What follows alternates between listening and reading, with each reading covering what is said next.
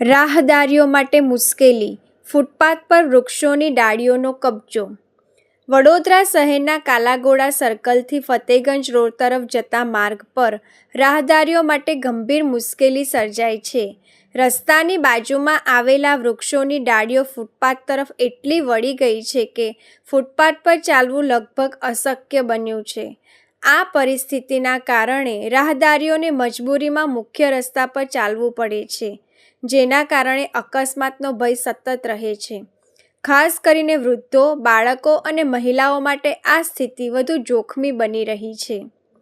સ્થાનિક લોકોની માંગ છે કે વડોદરા મહાનગરપાલિકા તાત્કાલિક વૃક્ષોની ડાળીઓનું યોગ્ય ટ્રીમિંગ કરાવે અને ફૂટપાથને અવરોધમુક્ત બનાવે, જેથી રાહદારીઓ સુરક્ષિત રીતે અવરજવર કરી શકે.